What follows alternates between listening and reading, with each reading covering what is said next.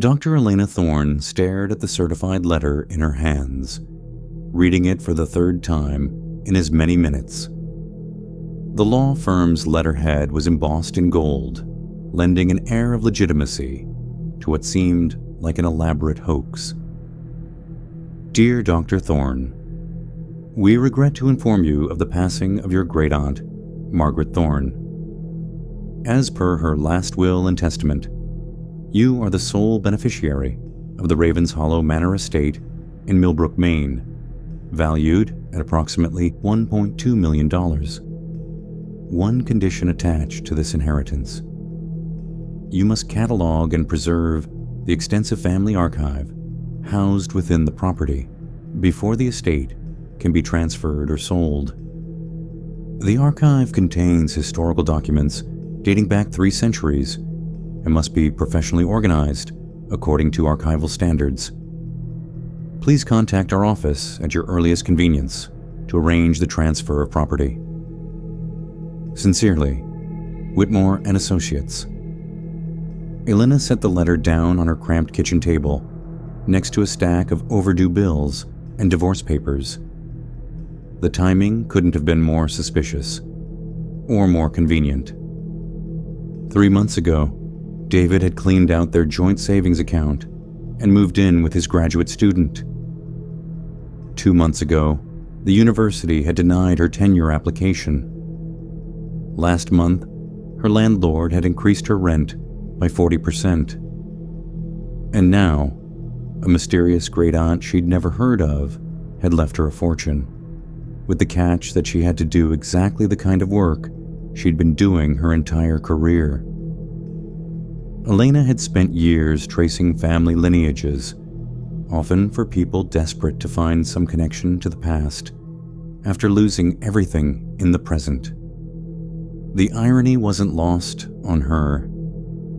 She'd never been able to trace her own family beyond her parents, both killed in a car accident when she was 12. The foster system hadn't been interested in preserving family histories. She picked up her phone and dialed the law firm's number. Whitmore and Associates, how may I help you? This is Dr. Elena Thorne. I received a letter about an inheritance from Margaret Thorne. Oh yes, Doctor. Thorne, Mr. Whitmore has been expecting your call. Please hold. The hold music was a tinny version of Bach that made Elena's teeth ache. She'd been living off instant coffee and determination for weeks, and the caffeine withdrawal wasn't helping her skepticism. Dr. Thorne. Charles Whitmore here. I'm sorry for your loss, though I understand you weren't acquainted with Miss Thorne. That's putting it mildly. I've never heard of her. Not uncommon in families with scattered branches. Your great-aunt was quite reclusive. She specifically requested that you handle the archival work, given your professional expertise. She seemed to know quite a bit about your career. Elena frowned. Her work was specialized enough that she wasn't exactly a household name. How did she know about my work? I'm afraid I can't say. She was very private about her research methods. Are you interested in accepting the inheritance? Elena looked around her studio apartment. The futon that doubled as her couch. The makeshift desk where she worked on freelance genealogy projects. The stack of rejection letters from academic positions. What exactly is involved in cataloging this archive? According to Ms. Thorne's instructions, you'll need to create a comprehensive inventory of all documents, photographs, and artifacts. Professional archival standards, as I mentioned. She estimated it might take several months.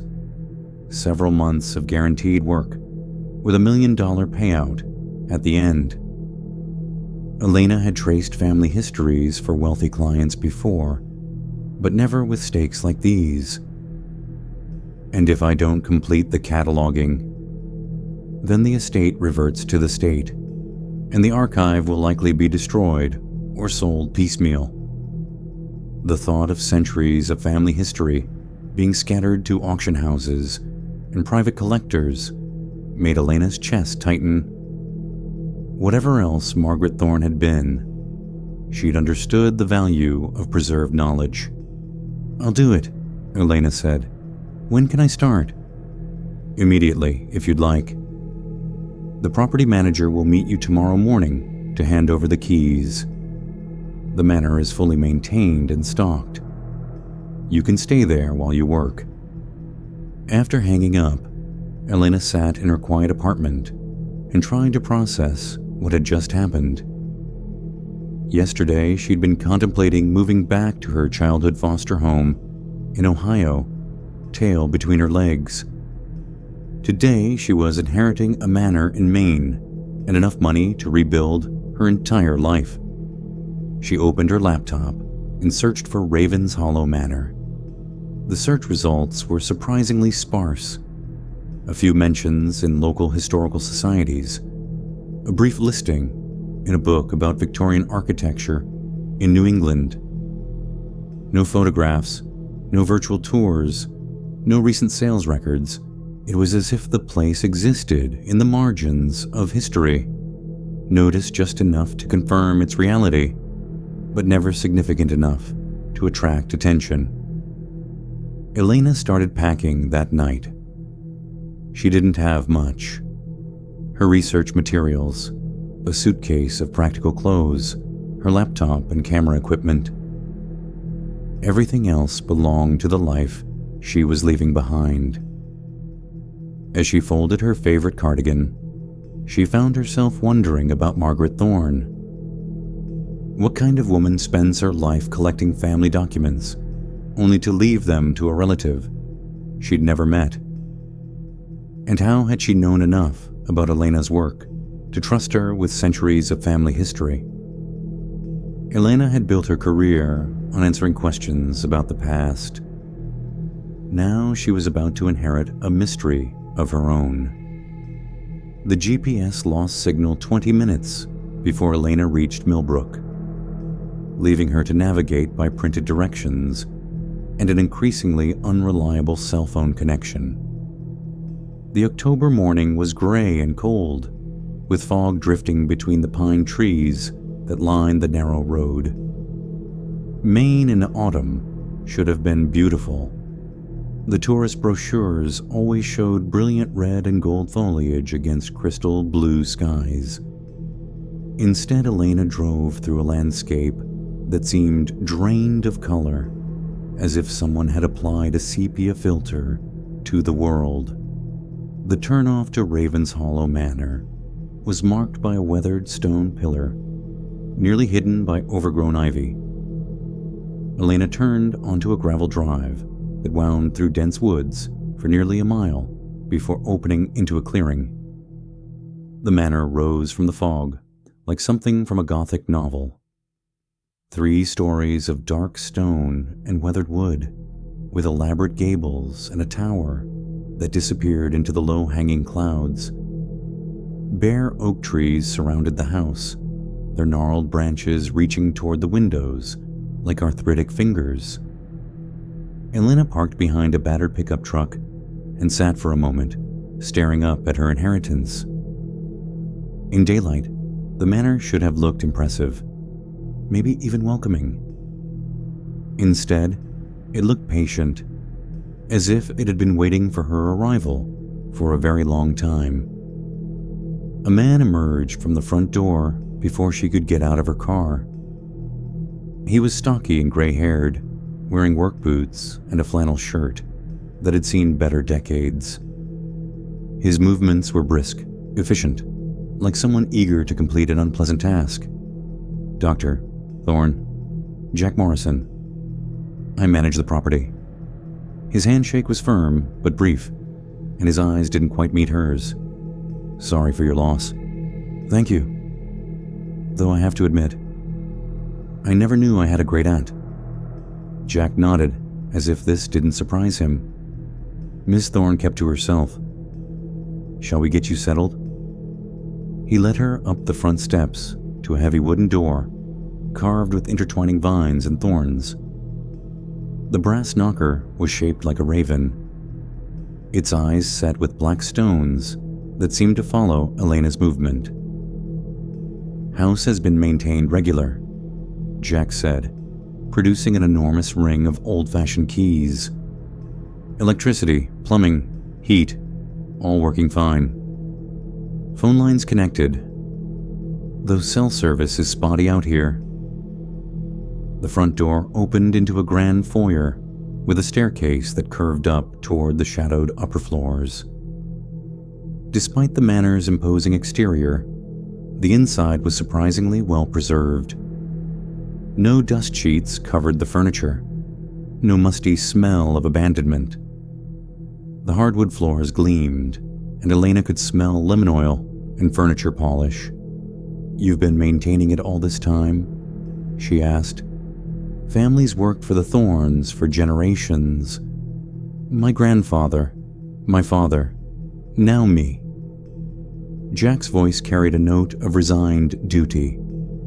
Ms. Thorne left specific instructions about keeping everything ready.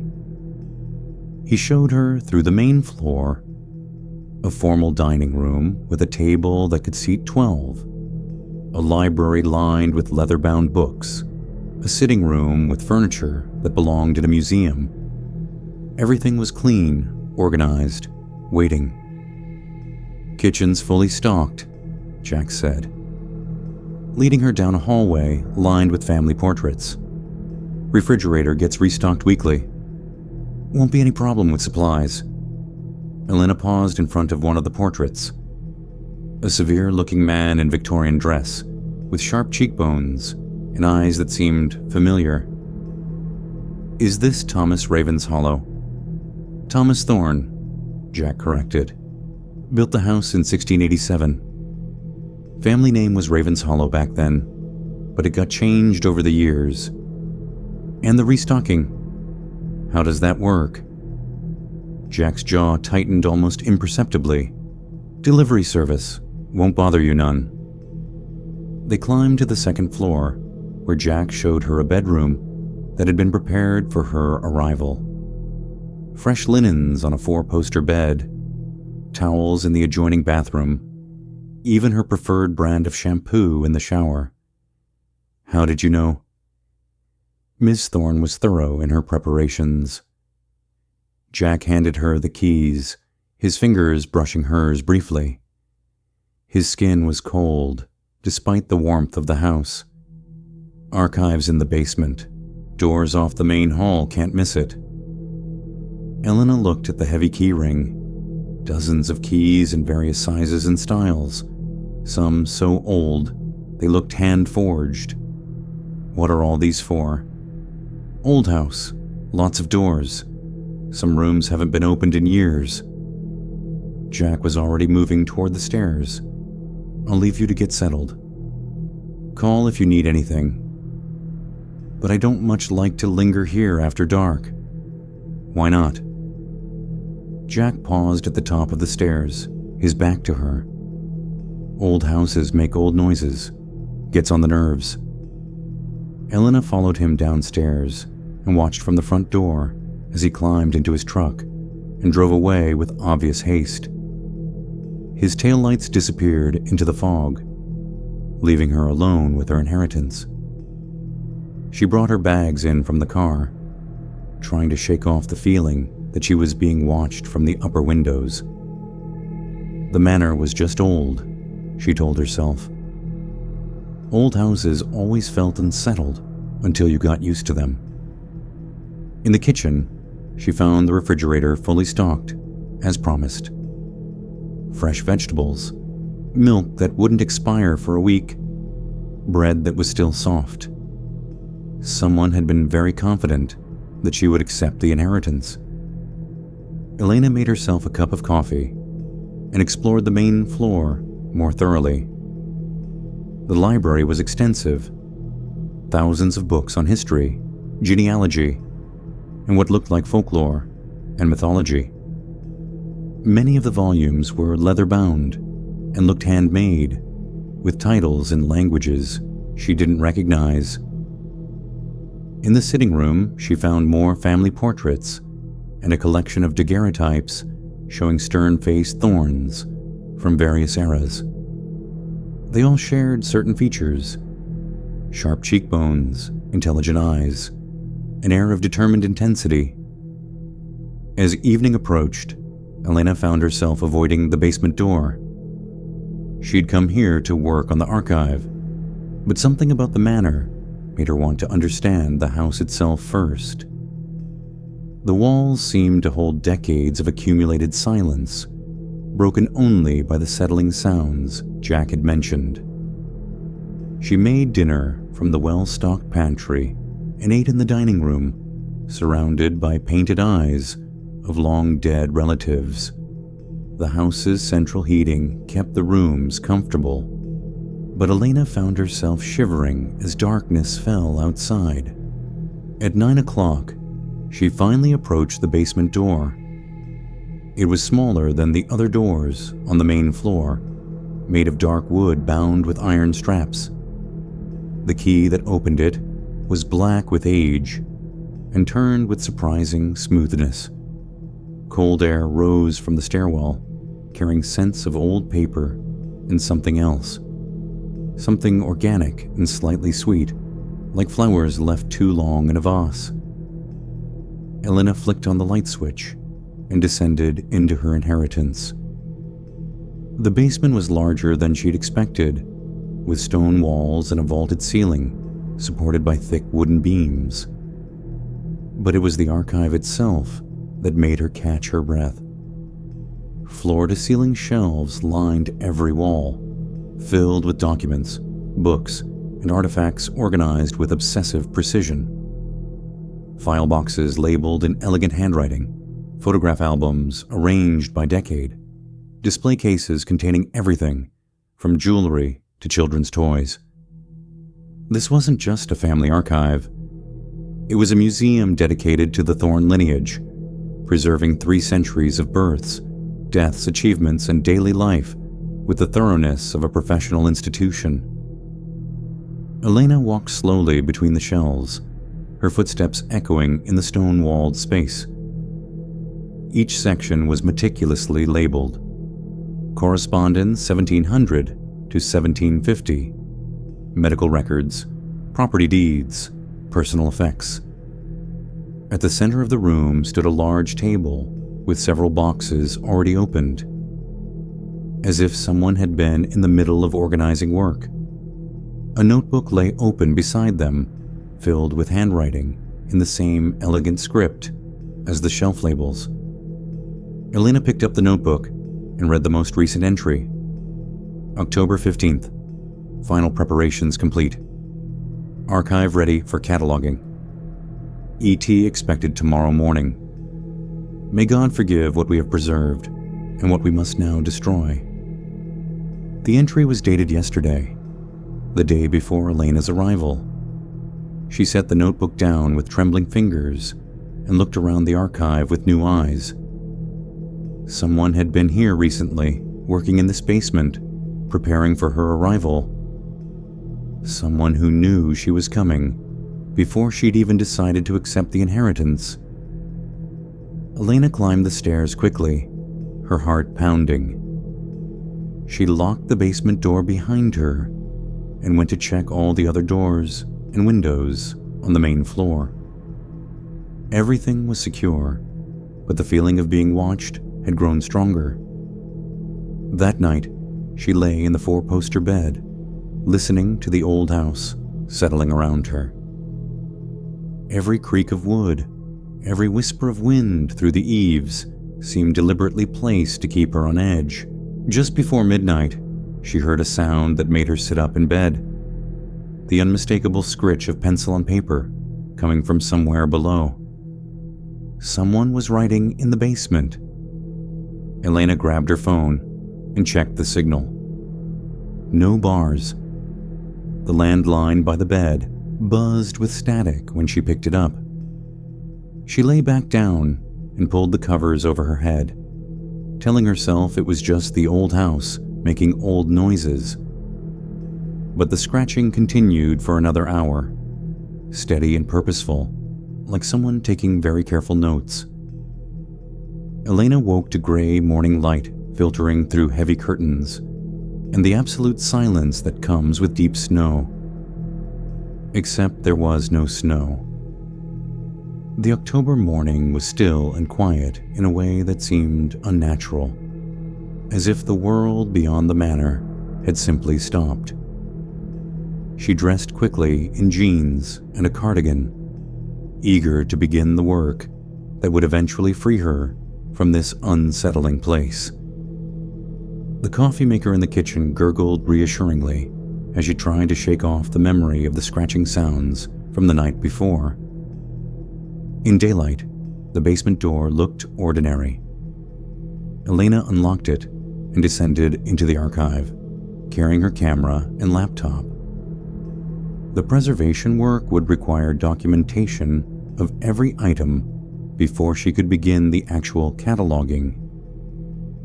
The morning light from the small basement windows illuminated the archive differently than the electric bulbs had the night before. Elena could see that the organization was even more extensive than she'd first realized. Not only were the documents sorted chronologically and by type, but someone had created a complex cross-referencing system using colored tags and numerical codes. Elena opened the notebook from the night before and found pages of notes in different handwritings, spanning what looked like decades. The earliest entries were dated 1963, written in a precise script, beginning comprehensive reorganization of family materials. Priority given to death records and medical documentation. Personal correspondence to be filed separately, with special attention to final letters. The notation made Elena pause. Why would death records take priority in a family archive? Most genealogical work focused on births, marriages, and achievements, the milestones that built family trees and told stories of success and continuity. She found the section labeled Death Records and pulled out the first box. Inside were dozens of death certificates, obituaries, and medical examiner reports, all for people named Thorne or Ravens Hollow. Elena spread them across the central table and began photographing each document. The first few were unremarkable, deaths from the expected causes of their respective eras. Consumption in the 1800s, influenza during the 1918 pandemic, heart disease in more recent decades. But as Elena worked through the chronological sequence, a pattern began to emerge that made her hands still on her camera. Every death certificate showed the same age at death: 32 years, 7 months, 13 days. Elena counted quickly. Thomas Thorne, died 1719, age 32 years, 7 months, 13 days. Sarah Thorne, died 1756, age 32 years, 7 months, 13 days. Jonathan Thorne, died 1803, same age. Margaret's grandmother, her great-grandfather, aunts and uncles she'd never heard of, all dead at exactly the same age. She pulled out her phone to use the calculator, even though she already knew what she would find. Elena had been born on March 18, 1991. She was currently 32 years old. Her 33rd birthday was in exactly 7 months and 13 days. Elena sat back in her chair, staring at the death certificates spread across the table. Coincidence was one thing, but mathematical precision across 3 centuries was something else entirely. She'd spent her career debunking family myths and legends, but she'd never encountered anything like this. She opened her laptop and created a spreadsheet, entering each death record with birth date, death date, and calculated age. The pattern held across every entry, not approximately 32 years and 7 months, but exactly 32 years, 7 months, and 13 days down to the calendar date. Elena's rational mind searched for explanations, record-keeping errors. But these were official documents from different eras, different locations, different officials. Selective preservation. But why would someone only keep death records that showed the same age? The basement suddenly felt much colder. Elena forced herself to continue working, photographing, and cataloging each document. Professional behavior was her anchor to rationality. She'd built her career on careful analysis and evidence-based conclusions. There had to be a logical explanation. But as she worked deeper into the archive, the evidence became more disturbing. She found medical records showing that Thorne family members had been in perfect health right up until their deaths. Accident reports where the deceased had died on exactly the predicted date, as if fate itself had been scheduling their appointments. In a section labeled Personal Effects, Elena found locks of hair saved from each deceased family member, tied with ribbon and labeled with their names and death dates. Jewelry, clothing, even children's toys, all preserved with the care usually reserved for saints' relics. The final item in the death records box was a manila folder labeled Margaret Thorne, incomplete. Inside was a birth certificate showing that Elena's great-aunt had been born on September 2nd, 1959. If the pattern held true, Margaret should have died on April 15th, 1992. But there was no death certificate, no obituary, no medical records. Elena calculated the dates on her laptop. Margaret Thorne should have been dead for over 30 years. Yet according to the lawyer, she had died recently enough to leave Elena this inheritance. Elena climbed the stairs to the main floor, needing distance from the archive and its impossible mathematics. In the library, she searched through the family history books for any mention of the age pattern, but found only standard genealogical information: births, marriages, career achievements. She called the law firm's number from the landline, but got only static and a recorded message saying the number was temporarily out of service. Her cell phone still showed no signal. That afternoon, Elena returned to the basement with grim determination. If the death records were impossible, maybe the rest of the archive would provide context. She opened a box labeled Correspondence, Final Letters, and found something that made her blood run cold. Letters written by family members in the days before their deaths, all describing the same experience. Strange dreams, the feeling of being watched, sounds of writing in the walls, and in each letter, the same desperate question. How had their ancestors known exactly when they would die? Elena read letter after letter, spanning centuries but describing identical experiences. The most recent was dated 1990, written by someone named Patricia Thorne. The scratching in the walls grows louder each night. I found the archive, seen the records, counted the days. There are only 3 left. I don't understand how this is possible, but I can't deny what I've seen. Every Thorne dies at the same age, down to the day. I've tried to leave, but every road leads back to the manor. The entity wants its due, and I can feel it growing stronger as my time approaches. If anyone finds this letter, know that we tried to fight it. We tried to break the pattern, but some inheritances can't be refused. Elena dropped the letter, her hands shaking. Patricia Thorne had died in 1990, at age 32 years, 7 months, and 13 days. Her death certificate was in the box Elena had cataloged that morning.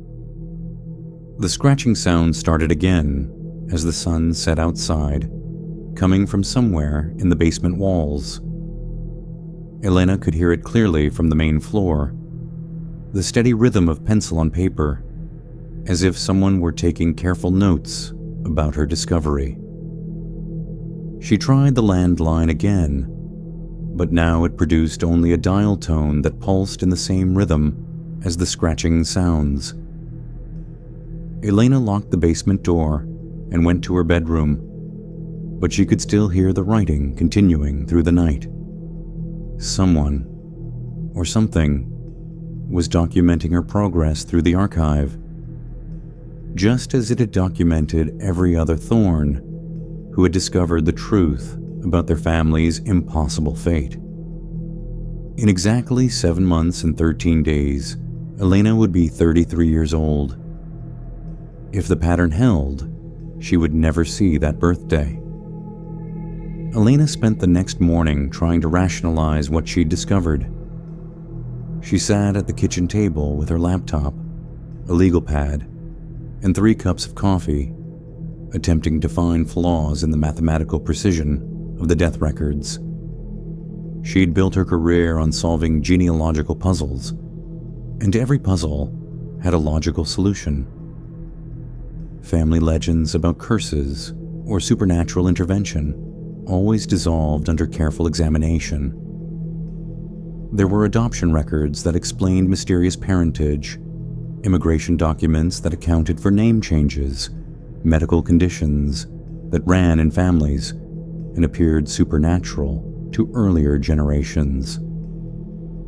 But the Thorn death pattern resisted every rational explanation Elena could construct.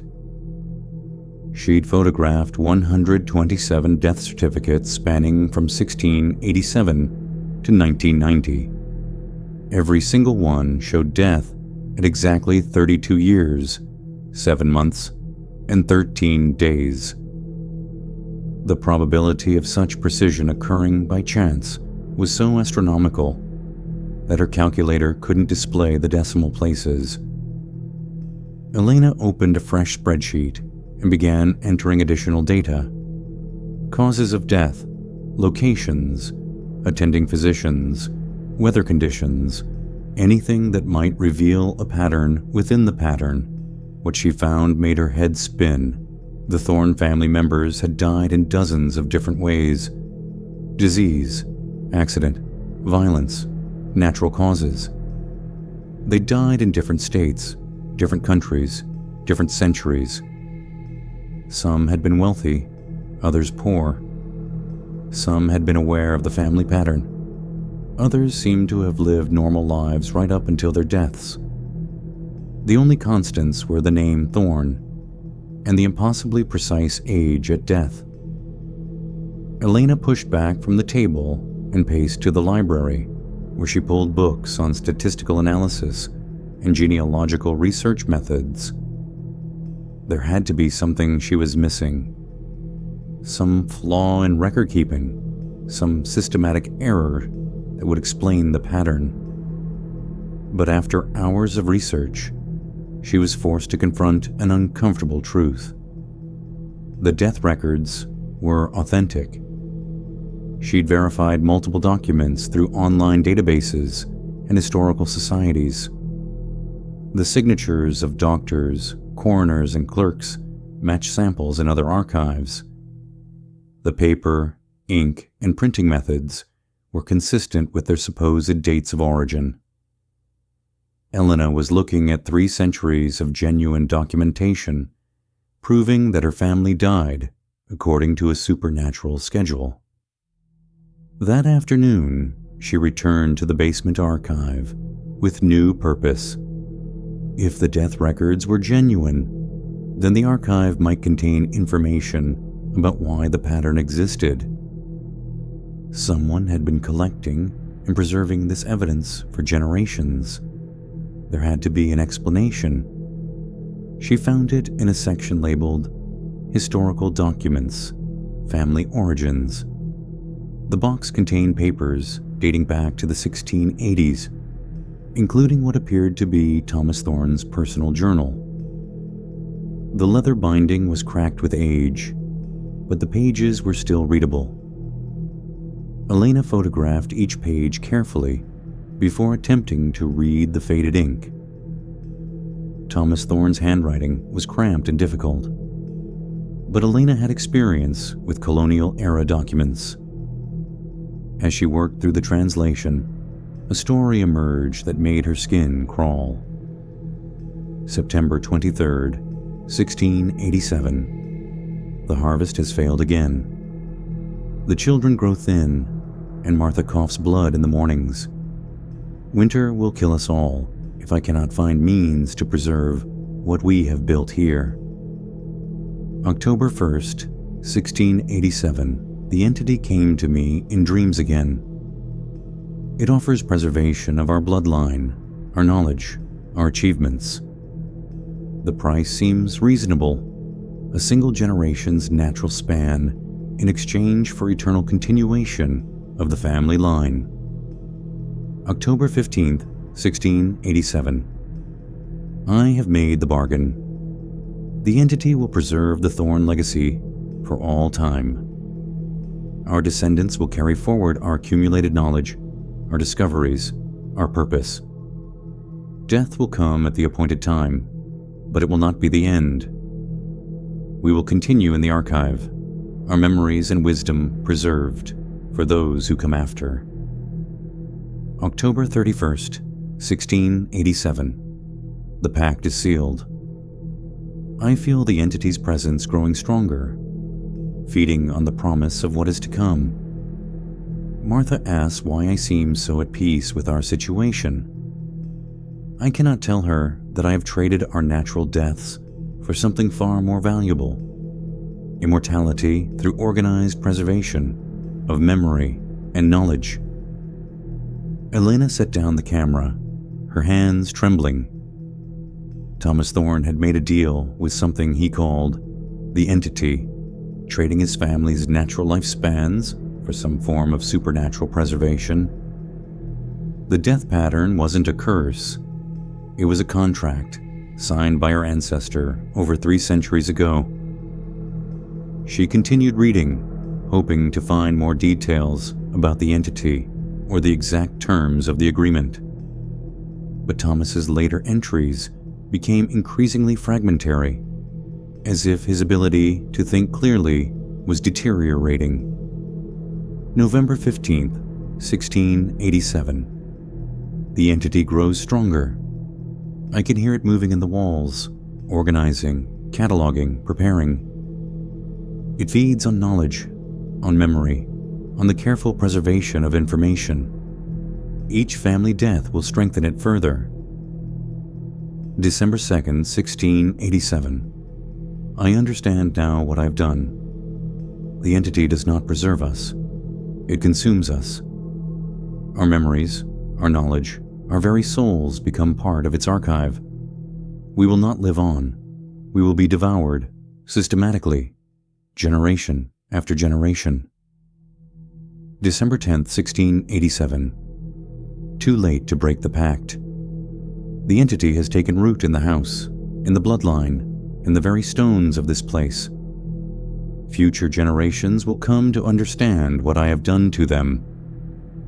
They will see the pattern, count the days, and know their fate, but they will not be able to escape it.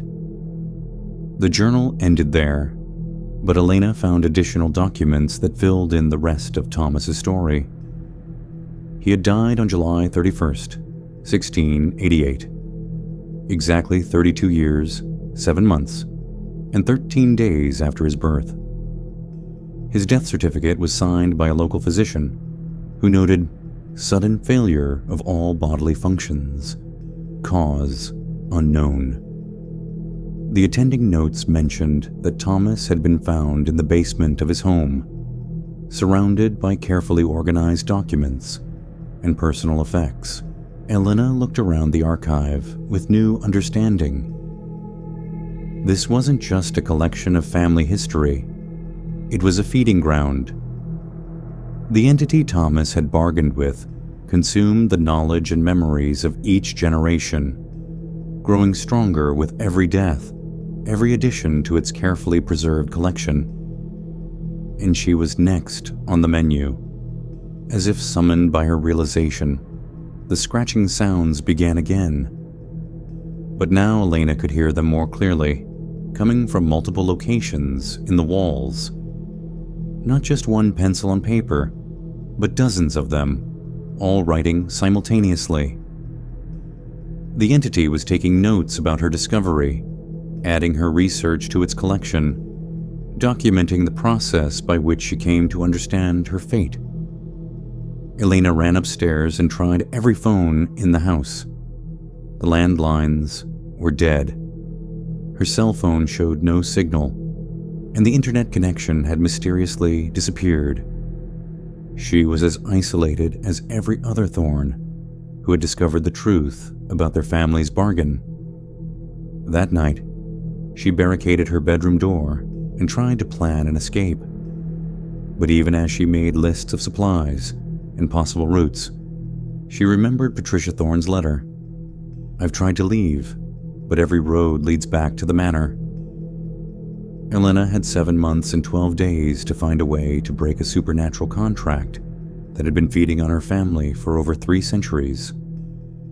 The scratching in the walls continued until dawn, documenting every moment of her growing despair. Elena woke to silence. The scratching sounds that had filled the night were gone, replaced by the kind of quiet that felt deliberately arranged. She dressed quickly and went downstairs, finding the basement door standing open despite her memory of locking it the night before. Someone, or something, wanted her to continue working in the archive. Elena grabbed her camera and descended into the basement, telling herself that knowledge was her only weapon against whatever had trapped her family for centuries. If she could understand exactly how the entity operated, she might find a way to break Thomas's bargain. The archive looked different in the morning light. Sections she hadn't noticed before seemed to glow softly, drawing her attention to boxes she hadn't yet explored. Elena followed the subtle guidance, opening a collection labeled Personal Effects, Final Possessions. Inside were the last belongings of each deceased family member, preserved with museum-quality care. A woman's wedding ring from the 1800s, still wrapped in tissue paper. A child's toy soldier from the Civil War era, its paint carefully preserved. A fountain pen, a pocket watch, a pair of reading glasses. Intimate objects that had been touched, used, loved by people who had died, knowing their fate was sealed. Elena photographed each item, but as she worked, she began to notice something disturbing.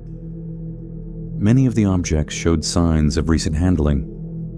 Fingerprints on glass surfaces, indentations in fabric where hands had recently touched. Someone had been examining these preserved memories long after their owners had died. In the bottom of the box, Elena found items that were unmistakably from the late 20th century. A Walkman with headphones, a digital watch, a disposable camera. The most recent item was a smartphone, its screen cracked but still functional. Elena turned on the phone and found it still had battery power. The last photos in the gallery showed the basement archive from angles she recognized. Someone had been documenting the collection recently. But the timestamp on the photos was from 3 days ago, 2 days after Margaret Thorne was supposed to have died. Elena scrolled through the phone's contents, finding notes, voice recordings, and videos that chronicled someone's desperate attempt to understand the family curse. The voice in the recordings was a woman's, educated, with the same slight accent Elena had noticed in her own speech patterns. "Day 43 since I was supposed to die," the woman's voice said through the phone speaker. The entity grows impatient, but it cannot claim me while I remain hidden. I found ways to disrupt its feeding cycle, to corrupt the information it depends on. But I need more time to find a permanent solution. Elena's hands trembled as she recognized the voice. The recordings continued, each entry more urgent than the last. The entity feeds on organized information, on carefully preserved knowledge. It has grown strong over 3 centuries of systematic consumption. But I believe it can be weakened if its food source is corrupted. If the perfect organization of the archive is disrupted with deliberate inaccuracies. Elena scrolled to the most recent recording, dated the day before her arrival. Elena will arrive tomorrow.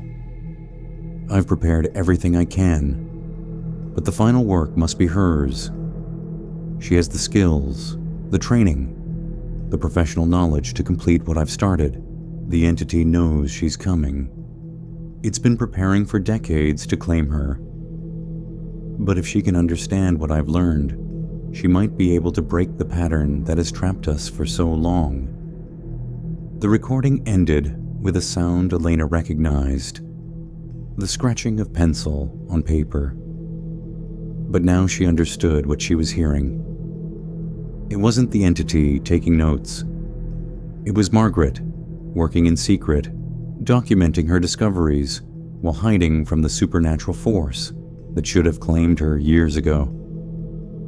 Elena searched the basement more carefully, looking for signs of recent habitation. Behind a shelf of genealogical records, she found a hidden alcove containing a sleeping bag, canned food, and a chemical toilet.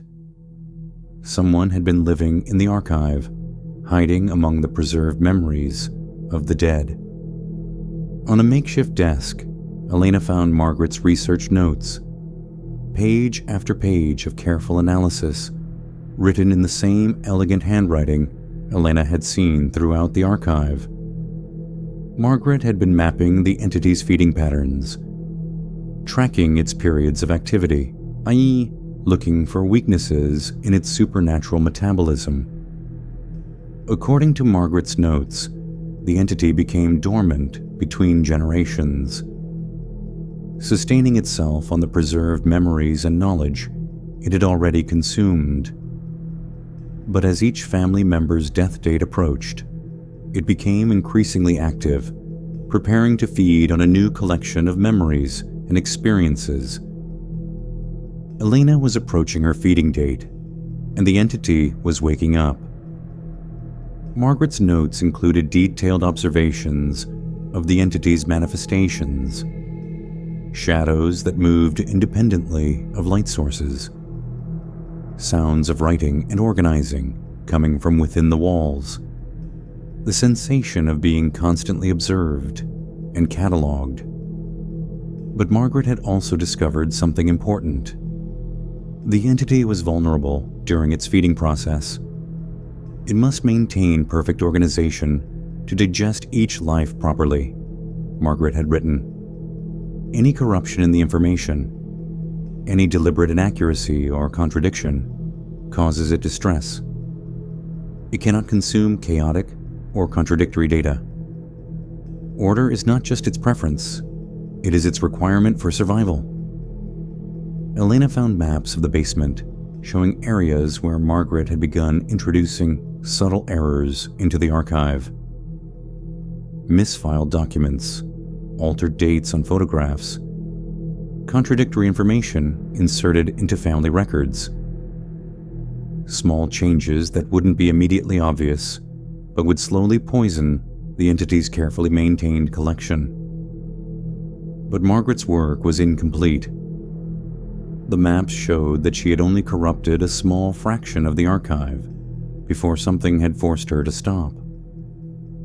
The most recent entry in her notes was ominous. The entity has detected my interference. It knows I'm still alive, still working against it. I can feel it searching for me, growing more active as it realizes the threat I represent. I must hide deeper, work more carefully, Elena will need everything I've learned, but I may not be able to deliver it directly. Elena looked around the basement with new eyes. Margaret was somewhere in the house, had been here all along, working in secret to undermine the supernatural force that had claimed their family for generations. The entity knew she was there, but couldn't find her, which meant there were ways to hide from it, ways to resist its power. As Elna photographed Margaret's research, she heard a new sound from deeper in the basement. Not scratching, but a soft tapping, like someone knocking on stone. The sound was rhythmic, deliberate, coming from beyond the archive shelves. Elna followed the sound to the back wall of the basement, where she found something she had missed in her earlier exploration. Behind a shelf of medical records was another door, smaller than the others, built into the stone foundation of the house. The tapping was coming from the other side. Elena tried several keys from the ring Jack Morrison had given her before finding one that fit the ancient lock.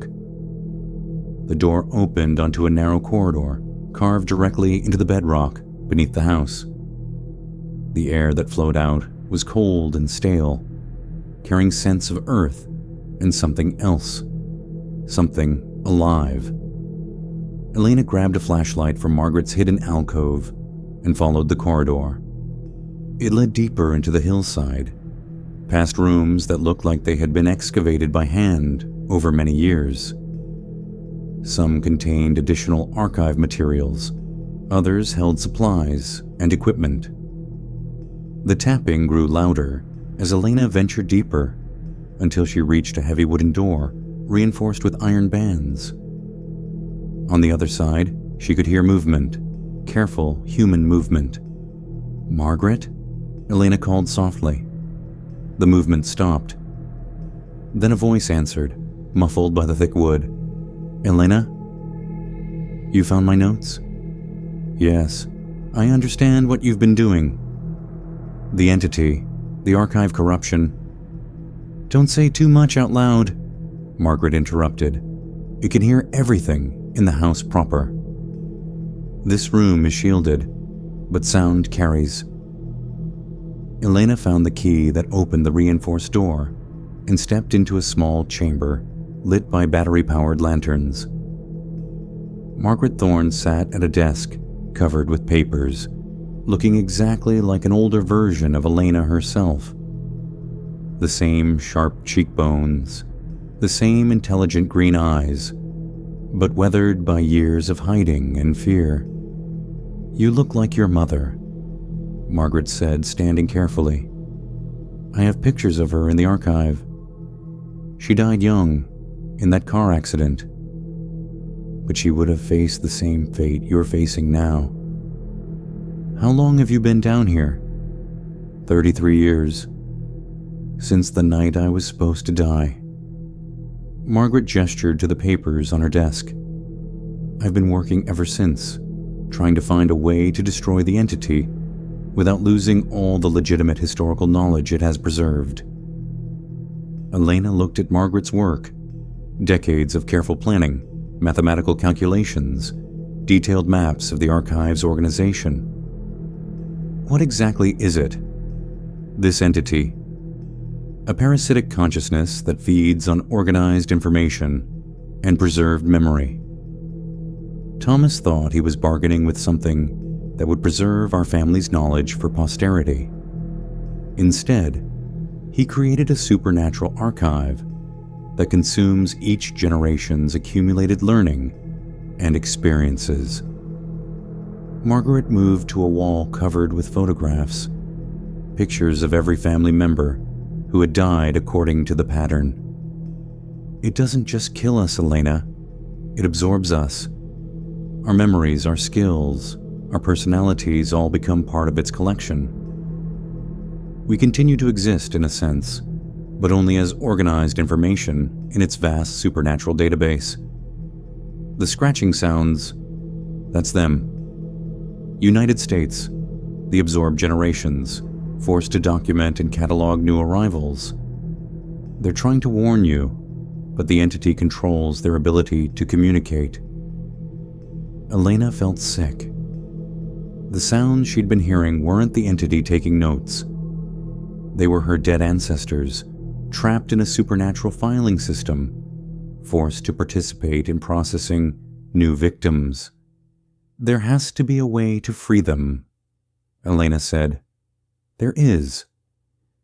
But it requires destroying the archive, and that means losing centuries of genuine historical knowledge, along with the supernatural elements. Margaret pulled out a detailed blueprint of the basement. I've spent decades identifying which materials are contaminated by the entity's influence and which are authentic historical documents that should be preserved. How do we separate them? We can't, not completely. The entity has integrated itself too thoroughly into the collection, but we can corrupt its feeding process enough to weaken it significantly, then destroy the core of its power during the feeding cycle. Margaret showed Elena a calendar marked with her approaching birthday. The entity becomes most vulnerable just before it feeds. It has to open itself completely to absorb a new consciousness. That's when we can introduce fatal contradictions into its system. What kind of contradictions? Deliberate historical inaccuracies, conflicting information, impossible dates and relationships. The entity can't digest contradictory data. It disrupts its entire organizational structure. If we can corrupt enough of the archive during the feeding process, we can cause it to collapse. Elena studied Margaret's plans, seeing the careful thought that had gone into 30 years of preparation. What about the family members it has already absorbed? Can they be freed? I believe so. If the entity is destroyed, the consciousness it has consumed should be released. They'll finally be able to move on. Margaret gathered up her papers and prepared to leave the hidden chamber. We have work to do, and not much time. The entity knows you're here, knows you're learning the truth. It will become more active as your birthday approaches. As they made their way back through the underground corridor, Elena could hear the scratching sounds resuming in the walls around them. But now she understood what she was hearing. Dozens of trapped voices trying to help her succeed where they had failed. Her family hadn't just died according to a supernatural pattern. They had been consumed, cataloged, and stored like books in a library. And now they were all depending on her to find a way to break free from the archive that had become their prison. Elena had 7 months and 11 days to figure out how to destroy a supernatural entity that had been growing stronger for over 3 centuries. The scratching in the walls grew louder, more urgent, as if her ancestors were trying to tell her time was running shorter than she realized. Elena spent the next few days learning Margaret's system for corrupting the archive without destroying legitimate historical documents. It was delicate work, too obvious, and the entity would detect the sabotage immediately. Too subtle, and the corruptions wouldn't be enough to weaken it. Margaret had developed a method of introducing tiny inconsistencies that compounded over time. A birth date changed by a single day here, a name spelling altered slightly there, contradictory information inserted into cross-references. Small errors that would cascade through the entity's organizational system like a virus. It's obsessive about accuracy, Margaret explained as they worked in her hidden chamber. 3 centuries of perfect record-keeping have made it dependent on precise information. Even small contradictions cause it distress. Elena was photographing documents to identify which ones could be corrupted safely when she noticed something that made her stop working. In several of the photographs she'd taken over the past few days, there were shadows that didn't match the lighting in the room. She showed the images to Margaret on her laptop screen. "Do you see these dark shapes in the background?" Margaret leaned closer, then sat back with a grim expression. "The Watchers. I was hoping they wouldn't manifest so early." "What are they?" "The absorbed family members. As the entity prepares to feed, it allows them more freedom to observe and document the process. They're not malevolent. They're trying to help, but the entity controls how they can interact with the living." Elena scrolled through more photographs, finding the shadow figures in dozens of images. They appeared to be human-shaped, but translucent, positioned as if they were looking over her shoulder while she worked. "Can they communicate?" "In limited ways. The entity allows them to influence the physical environment slightly, moving objects, creating sounds, affecting electronics. But direct communication is usually impossible." As if summoned by their conversation, Elena's laptop screen flickered. When it stabilized, a new file had appeared on the desktop, a document titled "For Elena" that she hadn't created. Elena opened the file and found a message written in a style that looked like her own handwriting. "The entity grows stronger as your birthday approaches. You have less time than Margaret believes. The feeding cycle has already begun. You can see us now because the barrier between the living and the archived is thinning.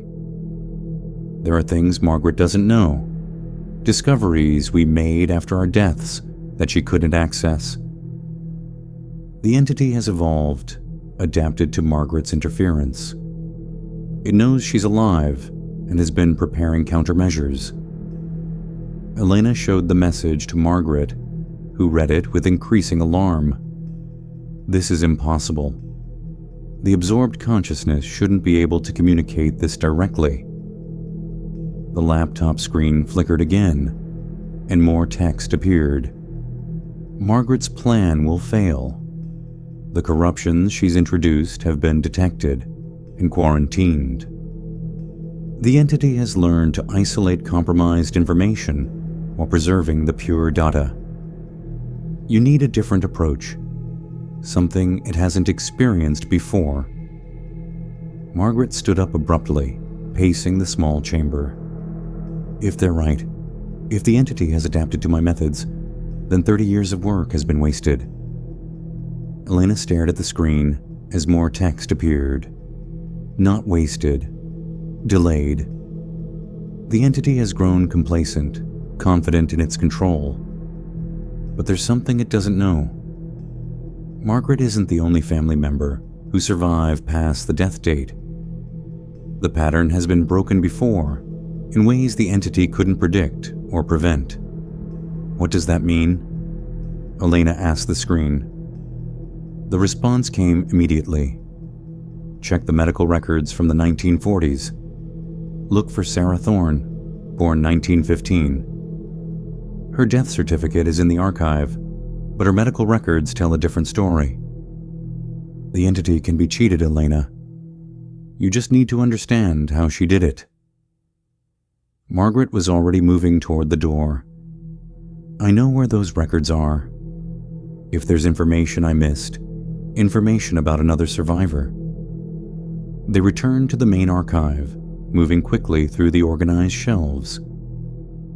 Margaret pulled out a box of medical records from the World War II era and spread them across the central table.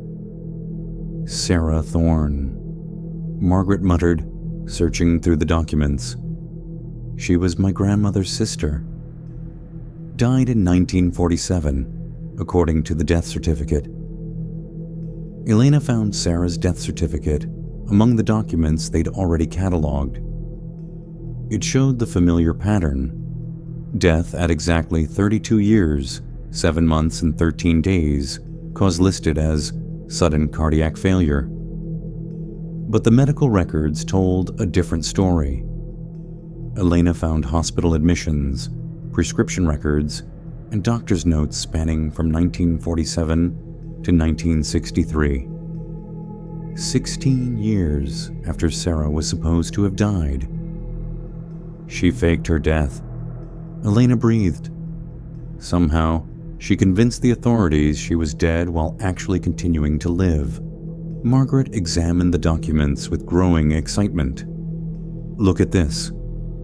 She was working as a nurse under an assumed name. She had access to medical records, death certificates, administrative systems. She could have falsified her own death documentation. Elena found more evidence of Sarah's post-death life. Apartment rental agreements, employment records, even a marriage certificate from 1952. Sarah Thorne had lived openly under a new identity for decades after her scheduled death date.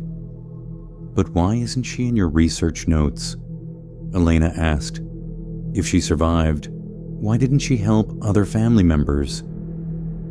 Margaret's expression darkened. Look at the final entry in her medical records. Elena found a hospital admission from 1963, the same year Margaret's research notes began.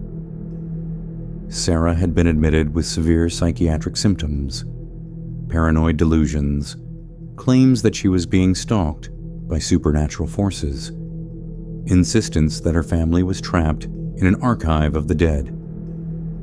The final medical note was chilling. Patient continues to claim that her death was her scheduled, and that the entity responsible has been searching for her for 16 years. Recommend continued psychiatric observation. Sarah had died in the psychiatric hospital 3 days later, at age 48 years, 2 months and 6 days. Not the pattern age, but not a natural death either. The entity found her, Margaret said quietly. It took 16 years, but it tracked her down and claimed her eventually. Elena's laptop screen flickered again. A new text appeared. Sarah's mistake was trying to live a normal life after escaping. The entity can track family members who try to resume ordinary existence, but it cannot detect those who remain connected to the archive while corrupting it from within. Margaret survived because she stayed close to the source of the entity's power. You must do the same, but more completely than Margaret has managed. What does that mean? Elena asked.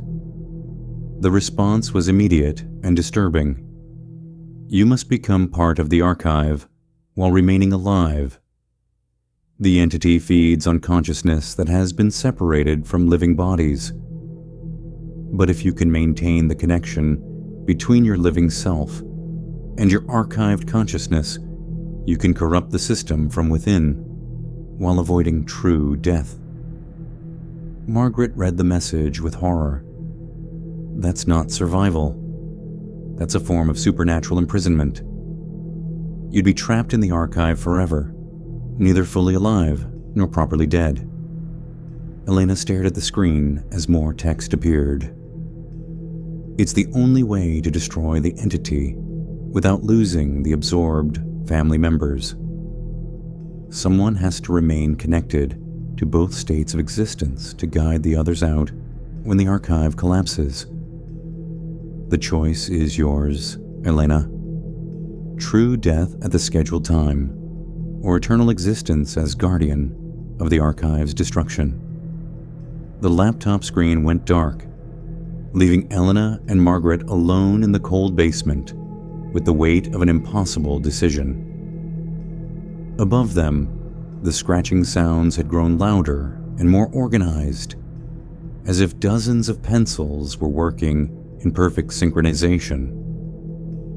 The entity was preparing for Elena's approaching death date, and the absorbed family members were trying to prepare her for a choice that would determine not just her fate, but the fate of everyone who had ever been consumed by the supernatural archive.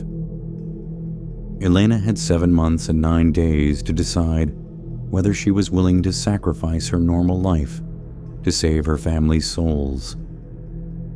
The Watchers in the shadows moved closer, their translucent forms surrounding her with the weight of 3 centuries of accumulated desperation and hope. Elena woke the next morning to find her laptop displaying a document that hadn't existed the night before.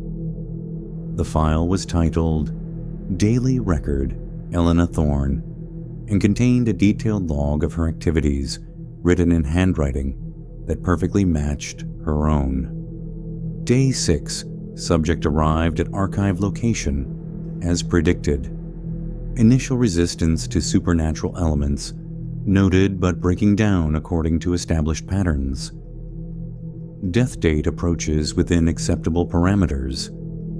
Preparation of her feeding cycle proceeding normally. Elena stared at the screen, her hands trembling. She hadn't written these words, but they were in her handwriting, describing her life from the perspective of something that viewed her as a research subject. She scrolled through more entries, finding detailed observations of her work, her discoveries, even her private thoughts and fears recorded with clinical precision. The most recent entry was dated that morning. Day 7. Subject has discovered corrupted medical records indicating possible survival of family member past death date. This information was deliberately preserved to maintain subject's hope while guiding her toward predetermined conclusion. Subject believes she has found evidence of escape, but all paths lead to the same destination. Feeding cycle will commence as scheduled. Elena ran downstairs to Margaret's hidden chamber, laptop clutched in her hands. She found Margaret poring over architectural drawings of the house, marking locations with red ink. "It's been watching everything," Elena said, showing Margaret the laptop screen. "Every conversation, every discovery. It's all been documented." Margaret read the entries with growing alarm. "This isn't just observation, it's prediction. Look at the language. As predicted. According to established patterns. The entity isn't just documenting your activities, it's orchestrating them." Elena scrolled to an entry she hadn't seen before. Subject will attempt to corrupt archive using methodology developed by M. Thorne. Survived specimen currently contained within facility perimeter. This resistance is expected and has been incorporated into feeding preparation. Subject's professional skills make her particularly suitable for final integration into archive system. Absorption will proceed as planned. Contained within facility perimeter, Elena read aloud.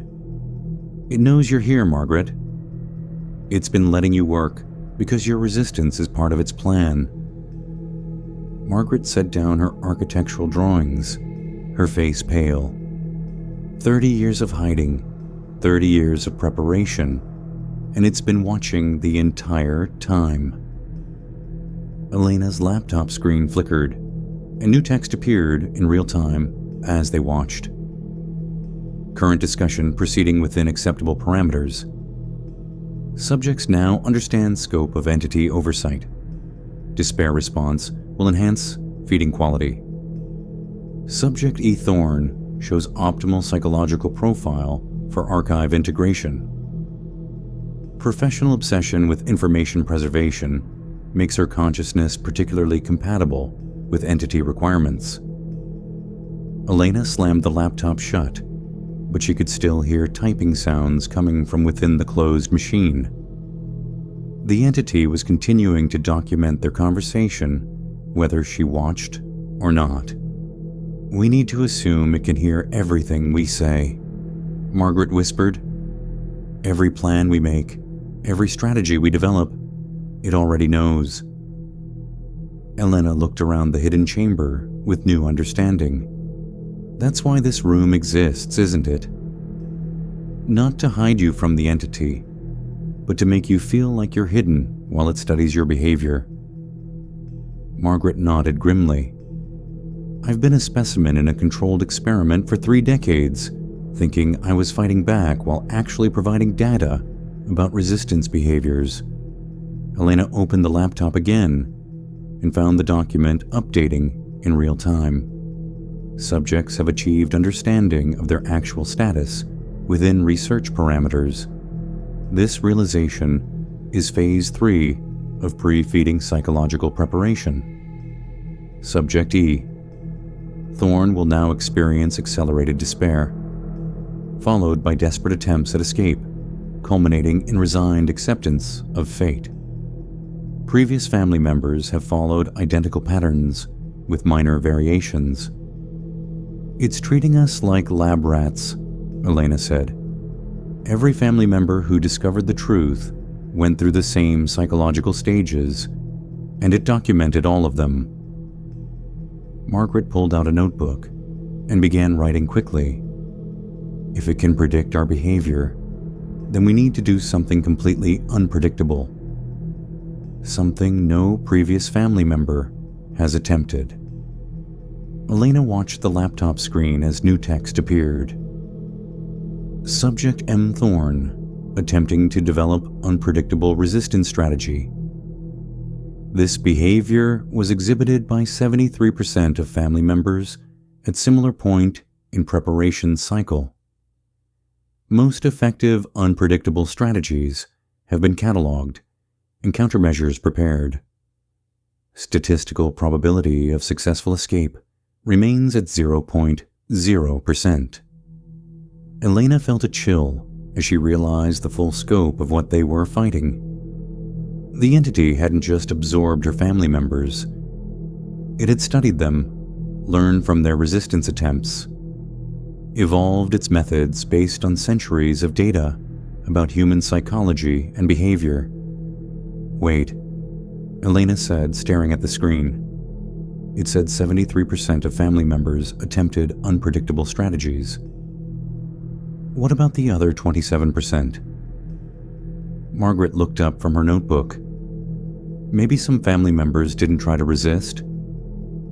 Elena typed a question directly into the document. What happened to family members who didn't attempt escape?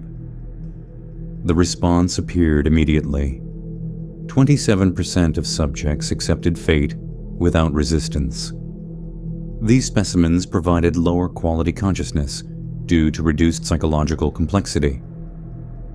Entity prefers subjects who develop full understanding of situation before integration. Resistance attempts enhance final product quality. Elena stared at the screen, understanding dawning. It wants us to fight back. Our resistance, our fear, our desperation. That's what makes us valuable to it. The entity doesn't just consume consciousness. It consumes the experience of trying to escape. Margaret stopped writing. Then what happens if we don't give it what it wants? What if we refuse to play its game? Elena typed another question. What occurs if subjects refuse to engage with preparation protocols? The laptop screen went dark for several seconds. When text reappeared, it seemed different. Less clinical, more agitated. Non-engagement protocols have not been tested. All previous subjects followed established behavioral patterns. Deviation from expected responses may compromise feeding efficiency. This scenario has not been adequately prepared for. Elena felt a spark of hope. It's never encountered subjects who simply refuse to participate in its psychological experiments. We found something it hasn't planned for. Margaret smiled for the first time since Elena had arrived. So what if we just stop? Stop trying to escape. Stop researching the entity. Stop feeding it the fear and desperation it needs.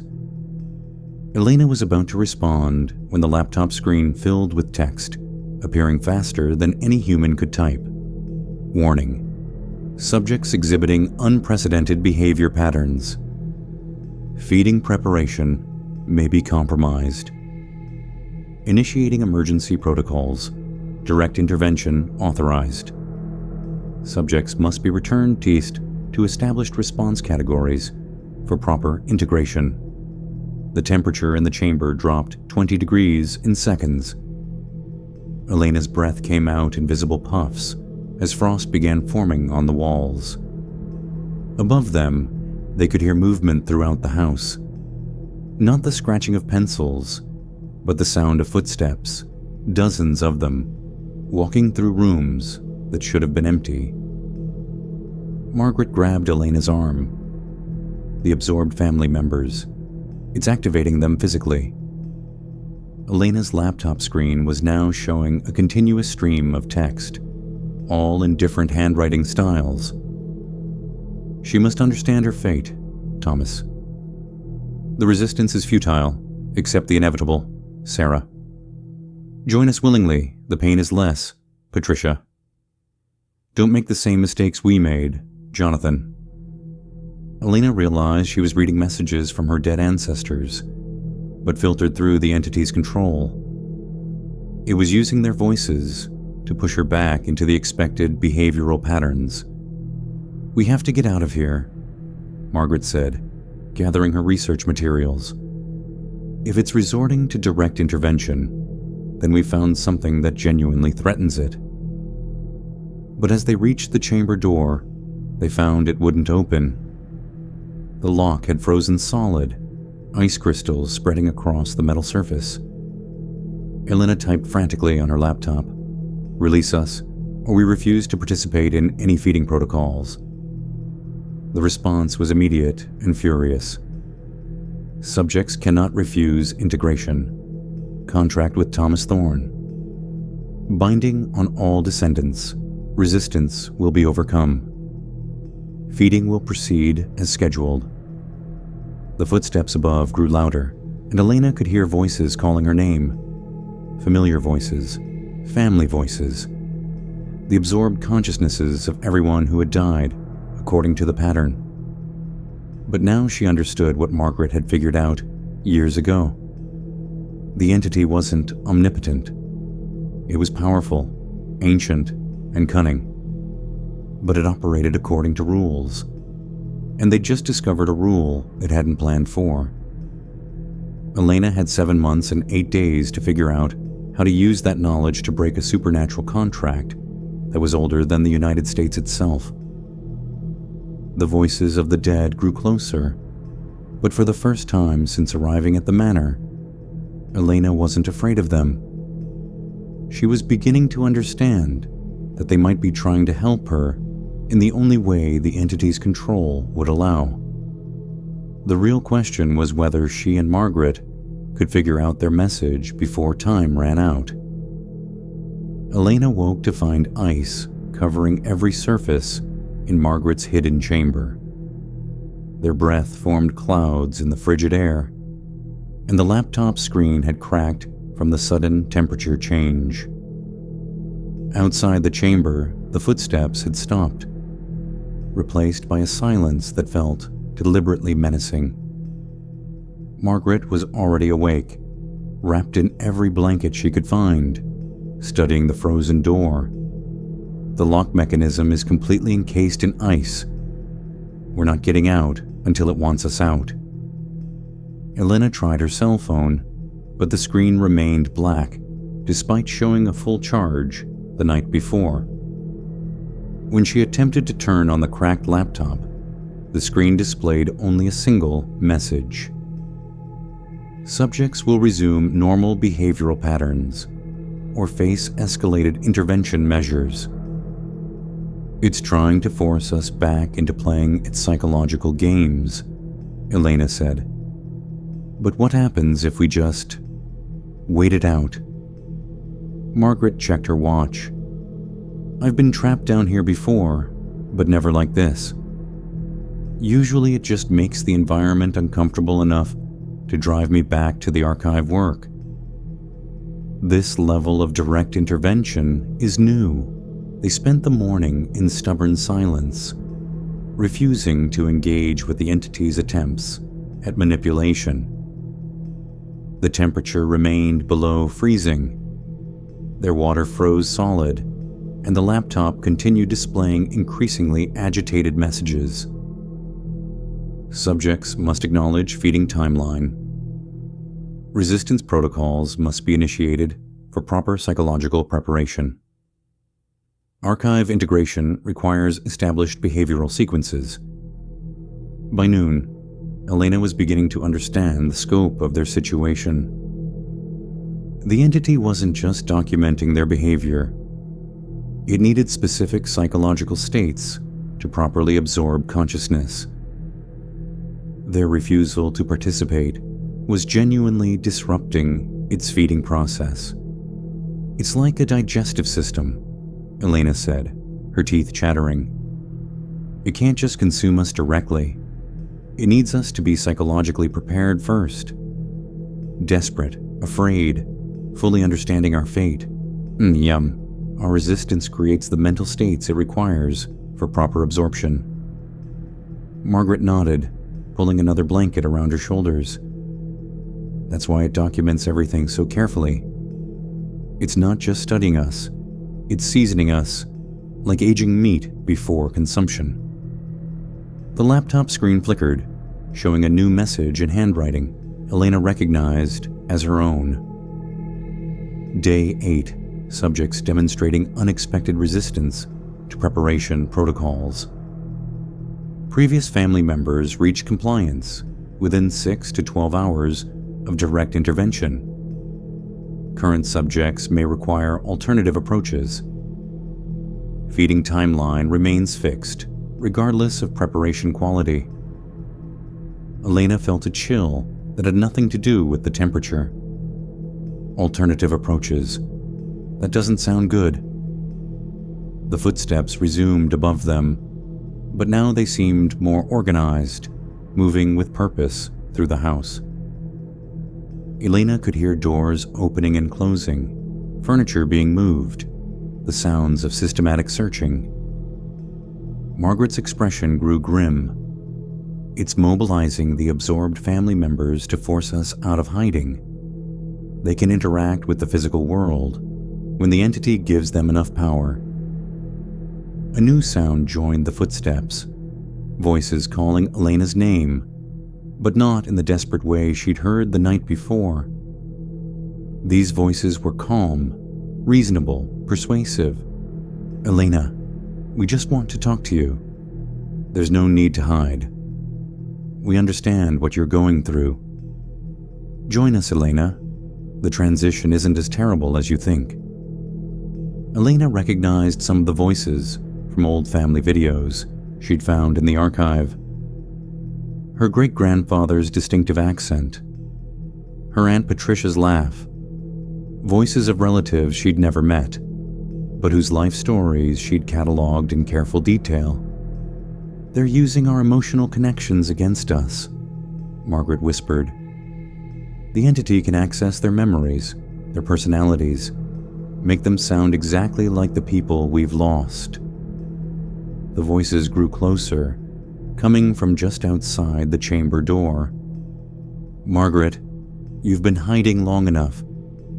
33 years of fear and isolation. Don't you want it to end?" Elena watched Margaret's face crumple as she recognized the voice of someone important to her. The entity was using surgical precision to target their deepest emotional vulnerabilities. "We miss you both. There's room in the archive for everyone. No more loneliness, no more uncertainty about the future." Elena forced herself to remember what she'd learned from the medical records and research notes. These weren't really her family members speaking. They were psychic echoes controlled by the entity, programmed to say whatever would most effectively manipulate their targets. But knowing the truth intellectually and resisting it emotionally were different things. When she heard her mother's voice calling to her mother, who had died when Elena was 12, and whose voice she'd almost forgotten, she felt her resolve beginning to crack. "Elena, sweetheart, you don't have to be afraid. I'm here now. We're all here, waiting for you." Elena's eyes filled with tears, despite her rational understanding of what was happening. The entity had access to every family memory preserved in the archive, including her parents' voices, their speech patterns, their intimate knowledge of her childhood fears and needs. Margaret grabbed Elena's hand, squeezing tightly. "It's not them," she whispered. "Remember what we learned about consciousness absorption? The entity consumes memories and personalities, but it can't recreate the love, the genuine human connection. These are just recordings, playing back." Elena nodded, but the voices continued their assault. "Remember the bedtime stories I used to tell you about the brave princess who saved her family from the dragon? You can be that princess, Elena. You can save all of us." Elena buried her face in her hands, trying to block out the sound of her mother's voice, telling her childhood's most cherished memory. The entity was using her own love against her, weaponizing 30 years of grief and longing. "We have to get out of here," Elena said. "I can't resist this much longer." Margaret was already examining the frozen door lock with tools from her hidden supplies. The ice is artificial, maintained by the entity's power. If we can disrupt its concentration. She pulled out a small camping stove and began directing the flame at the lock mechanism. The ice hissed and steamed, but reformed as quickly as it melted. The voices outside grew more insistent. "Margaret, you're only making things harder for Elena. She's going to join us eventually. Why make her suffer through more fear and resistance?" Elena watched Margaret's hands shake as she worked. The entity was right about one thing. Their deadline was fixed regardless of their preparation. Elena's birthday was approaching, whether they were psychologically ready or not. But as the voices continued their manipulation, Elena began to notice something important. The entity was working harder than it ever had before to achieve compliance. Previous family members must have broken down much faster when confronted with direct intervention. "Margaret," Elena said quietly, "how long did other family members typically resist once the entity started direct contact?" Margaret paused in her work on the door. "According to my research, most gave up within hours. A few lasted days at most." Elena checked Margaret's watch. They'd been refusing to comply for over 12 hours, and the entity was escalating its tactics rather than simply waiting them out. "We're actually hurting it," Elena realized. "Our resistance isn't just disrupting its feeding schedule. It's forcing it to expend energy it normally conserves." The laptop screen flickered with new text. "Subjects must comply with preparation protocols. Feeding cycle cannot be delayed indefinitely. Alternative timeline implementation may be required." Elena stared at the message. Alternative timeline implementation. What does that mean? The screen updated immediately.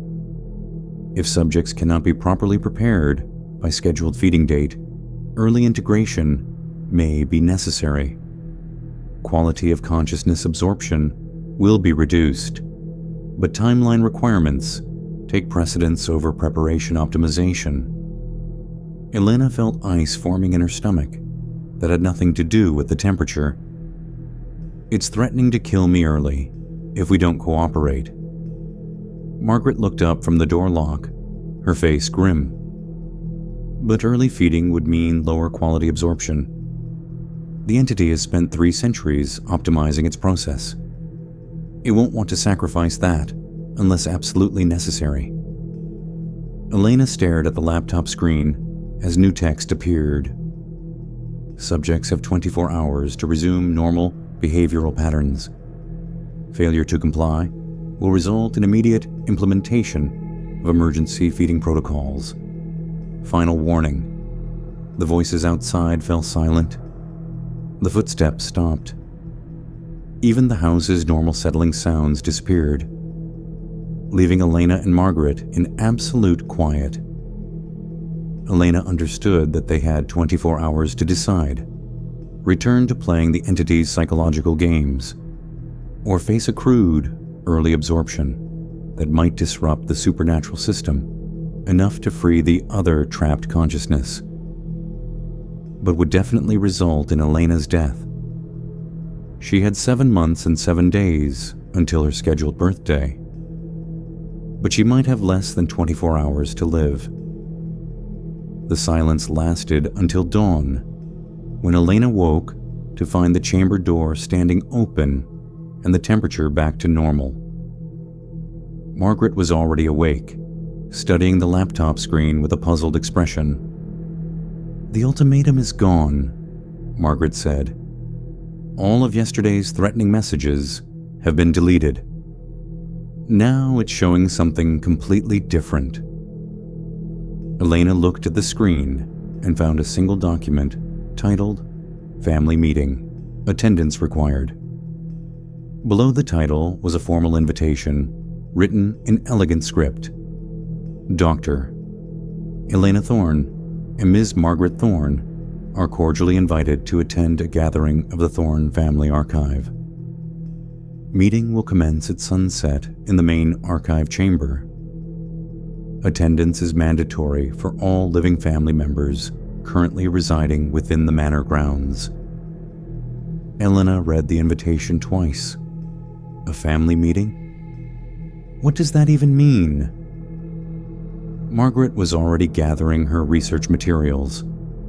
"I think the entity realizes that direct threats aren't working. It's trying a different approach." They made their way through the underground corridor and back to the main basement, finding the archive transformed. The usual careful organization remained, but now every shelf and display case was illuminated by candles that definitely hadn't been there before. The air was warm and carried the scent of flowers. Lilies, Elena realized, the traditional funeral flower. More disturbing were the figures standing throughout the archive.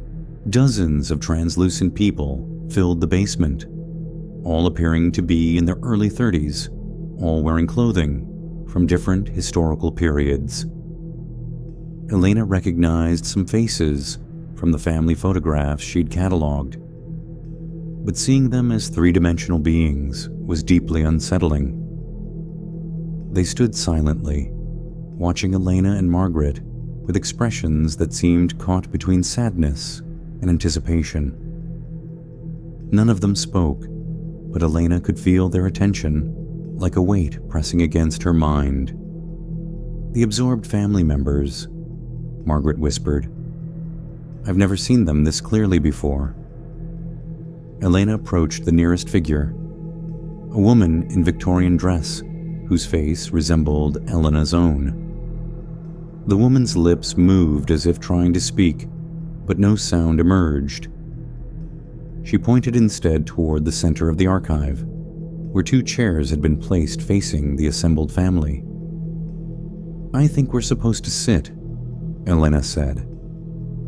As they took their seats, the candlelight seemed to intensify, and Elena could hear voices, not speaking aloud, but somehow communicating directly into her mind.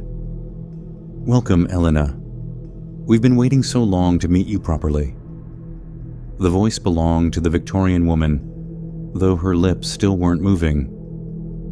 Around the archive, other figures began to step forward, each adding their voice to what became a chorus of mental communication. "We are your family, your heritage, your future. The entity allows us this gathering because your resistance has become problematic. We are here to help you understand what awaits you. The transition is not what you fear.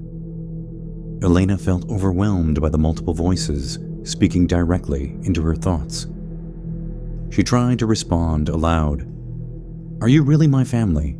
Or are you the entity using their memories? The mental voices paused, and then Elena heard something that chilled her. Uncertainty, confusion. As if the speakers themselves weren't sure of the answer. We remember being your family. We remember our lives, our deaths, our love for each other. But we also remember being consumed, cataloged, filed away like documents in a supernatural library. We exist as both memories and individuals, both preserved and imprisoned. The line between who we were and what we've become has grown thin. The entity preserves, but in preserving, it distorts. Our identities are not lost, but refracted. Elena glanced at Margaret, who sat stiffly beside her. The elder woman's jaw clenched, eyes narrowed at the flickering forms around them. Tell us the truth, she demanded aloud. If you remember being us, can you remember how to become whole again? How to leave this place? There was a long pause. Then, some of us believe we can be freed if the entity is destroyed. Some fear oblivion is the only escape. Others, the voices faltered. Others wish only to continue existing, even in this fractured state. Elena stood, her heart pounding. But you're still here. You've tried to warn me. You've helped in small ways. That means you haven't completely given in. A figure stepped forward from the crowd. A tall man in an early 20th century suit. His translucent face bore the same hawk-like cheekbones as Elena's own. I am Benedict Thorne. I tried to resist, like you. I failed. But you're closer than any of us came. The entity is afraid. That is why it shows you all this. It needs you to break. Because if you don't, if you keep resisting, if you keep corrupting the archive, it will starve. A second voice joined, soft, musical. There is a core to the archive, a seed. It is not bound to paper or walls, but to the original ledger. The book Thomas Thorne wrote the pact in. It still exists, but it is protected. Hidden where only the entity may go. Destroy that ledger, and the archive will collapse. Elena's voice caught. And what happens to you, all of you, if that happens? The candlelight dimmed. We don't know. Perhaps we move on. Perhaps we fade. But if you don't try, this will never end. Suddenly, the lights extinguished. The ancestral figures flickered and vanished, like mist in sunlight. Silence pressed in. Then the basement shook. Deep, groaning vibrations that made the shelves rattle. Margaret grabbed Elena's arm. It knows. We have to move. Now. Back in the hidden chamber, Margaret spread out her notes, tearing through maps, diagrams, and annotations. The ledger. I've seen references to it. But I assumed it was a metaphor. A symbolic record, not something physical. Elena thought back to Thomas Thorne's journal. How he'd spoken of the pact. How he believed in the entity's memory of organization. If this being feeds on order, then the ledger isn't symbolic. It's foundational, a binding instrument. We need to find where it's kept, Margaret said, and destroy it before your birthday.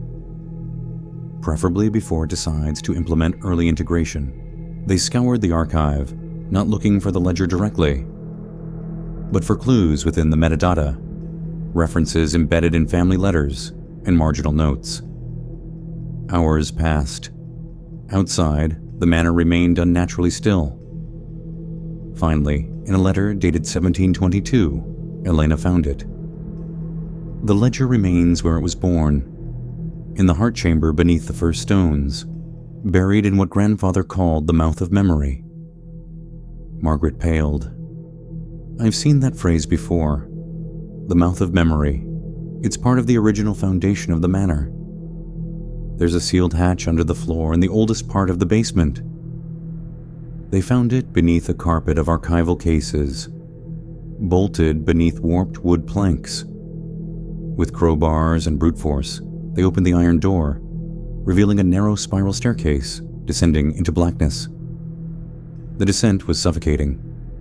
The air smelled ancient, mildew, wax, and something older, like turned soil. At the bottom, a low circular room opened, its walls carved with names. Thousands of them, etched in spiraling patterns. Thorn, Raven's Hollow. Elena saw her own name near the center, already carved, already waiting.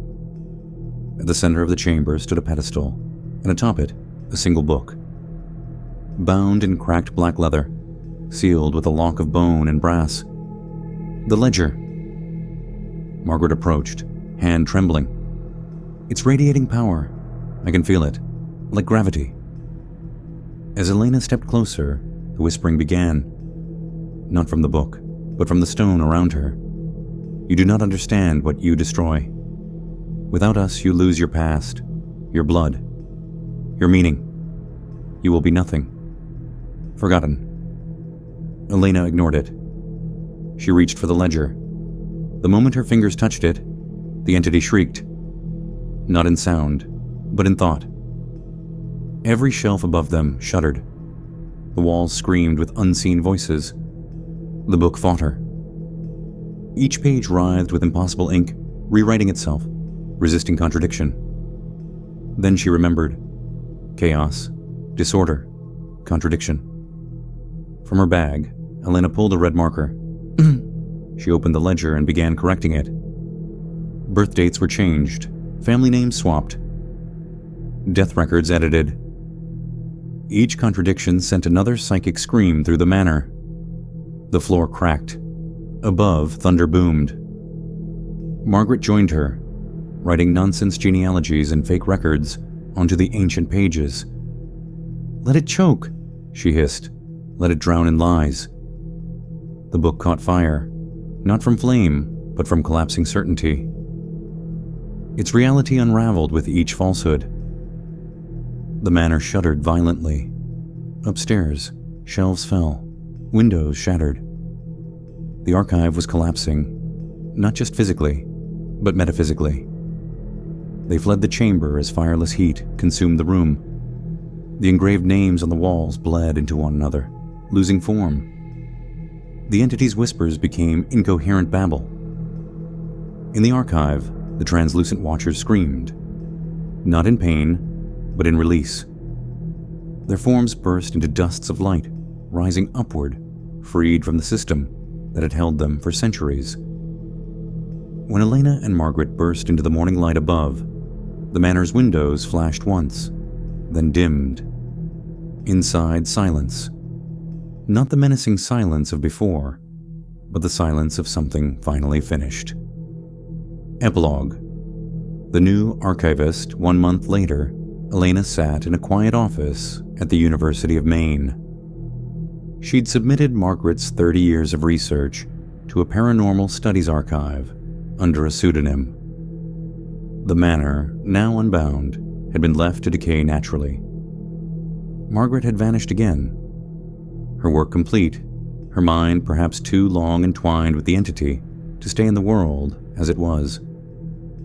Elena was 32 years, 7 months, and 1 day old. She had broken the pattern, but she kept a locked box under her bed. A copy of the corrupted ledger's remains, just in case. Sometimes, late at night, she heard scratching. But now it came from outside her mind, from journals and pages she herself had yet to file. It no longer sounded like doom. It sounded like memory, hers alone to preserve.